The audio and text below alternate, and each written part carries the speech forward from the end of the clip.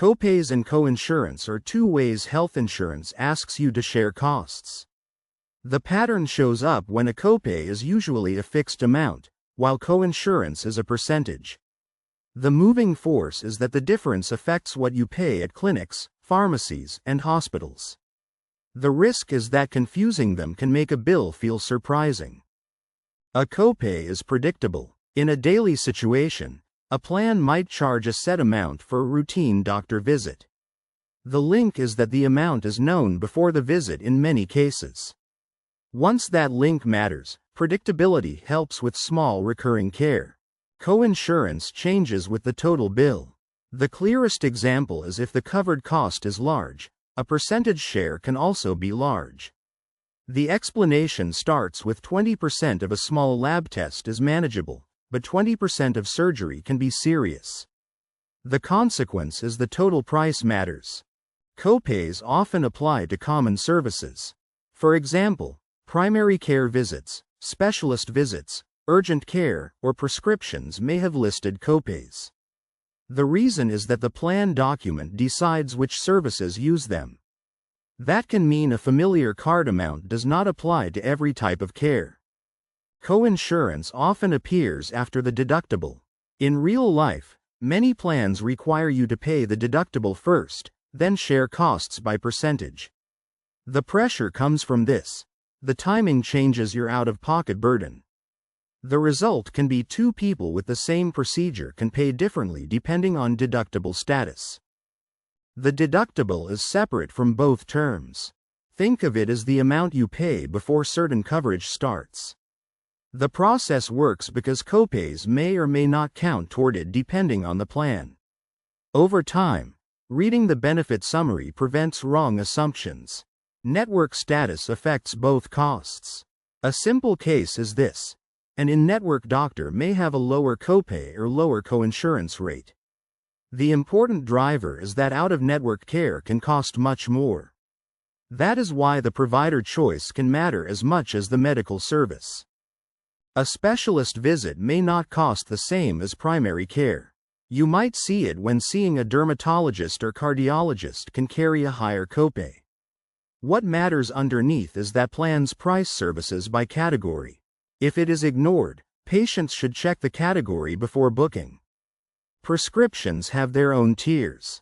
One ordinary version is a generic medicine may have a low copay while a brand name drug costs more. The mechanism is that formularies sort drugs into cost levels. The practical effect is the pharmacy bill depends on the plan's tier rules. Coinsurance can be difficult because prices are hidden. Consider patients may not know the allowed amount until the claim is processed. The hidden part is that a percentage is hard to budget without the base price.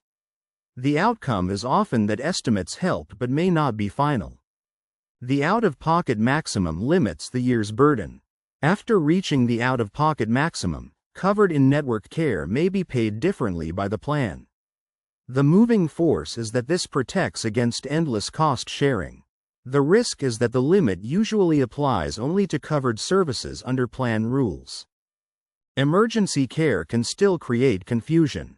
In a daily situation, different doctors, facilities, or services may bill separately. The link is that one hospital visit can produce multiple claims. Once that link matters, copays and coinsurance may appear in different parts of the same event. Preventive care may be treated differently. The clearest example is some screenings or vaccines may have no copay when rules are met. The explanation starts with coding and network status still matter. The consequence is patients should confirm before assuming every preventive-looking service is free. The explanation of benefits shows how the math was applied. For example, it lists billed amount, allowed amount, insurer payment, and patient responsibility. The reason is that this document helps separate copay, coinsurance, deductible, and denial issues. That can mean it should be reviewed before paying a confusing bill. A low copay plan may have higher premiums. In real life, predictable visit costs are attractive, but monthly cost may rise. The pressure comes from this. The right choice depends on how often care is used. The result can be someone with frequent appointments may value predictability more. High coinsurance risk matters for major care. Think of a plan can look cheap until a hospital bill arrives. The process works because percentage sharing becomes expensive when the underlying cost is high. Over time, people with known medical needs should compare worst-case costs. Questions before care can prevent shock.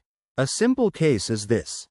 Ask whether the provider is in-network, whether the deductible applies, and whether the service has copay or coinsurance. The important driver is that the answer may not be perfect, but it reduces surprise. That is why documentation of the call can help later.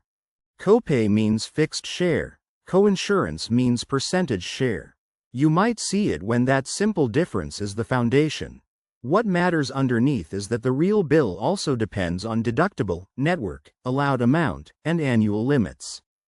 If it is ignored, all pieces must be read together.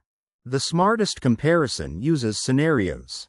One ordinary version is estimate a routine year, a specialist heavy year, and a hospital year. The mechanism is that the better plan is not always the one with the lowest premium. The practical effect is cost-sharing design matters when care becomes real. Copays and coinsurance becomes clearer when it is tested in ordinary life. Take fixed doctor visit copay. The point is visible in a fixed doctor visit copay. The choice changes because copays and coinsurance changes the pressure around the decision. What matters is the real consequence for the people involved, not just the clean definition of copays and coinsurance. When the example is concrete, copays and coinsurance stops sounding abstract and starts looking like something people deal with in real conversations, bills, deadlines, and relationships. Another useful angle is 20% hospital coinsurance. A percentage share after surgery shows how one background condition can change the outcome before anyone calls it a big event. For copays and coinsurance, the hidden force is how the bill is split between a fixed amount and a percentage. Once that split is clear, a doctor visit and a hospital procedure no longer feel priced by the same rule. The difference matters most when a bill arrives, because a fixed copay and a percentage-based coinsurance can feel very different at the cash counter. A weak reading assumes insurance pays everything after the card is shown and misses cost sharing. In the case of deductible met before sharing starts, the final result may look simple from the outside, but the pressure was already building before anyone noticed it. Better judgment starts by checking whether the plan uses a flat fee or a percentage for that service. A practical example is specialist visit costing more. The practical point is not to memorize a slogan about copays and coinsurance. The practical point is to estimate your share before care whenever the situation allows it. That contrast explains why a small visit and a large procedure create very different bills. Most confusion around copays and coinsurance comes from missing that hidden exchange and focusing only on the surface event. Copays feel predictable because they are fixed. Coinsurance is more uncertain because it depends on the bill size. A final example, medical bill split after insurance, shows why this matters before the outcome becomes expensive, stressful, or emotionally charged. The strongest takeaway is to know whether your share is fixed or percentage-based. The practical point is to estimate your share before care whenever the situation allows it. Once those parts are visible, copays and coinsurance becomes less mysterious and much easier to handle in daily life.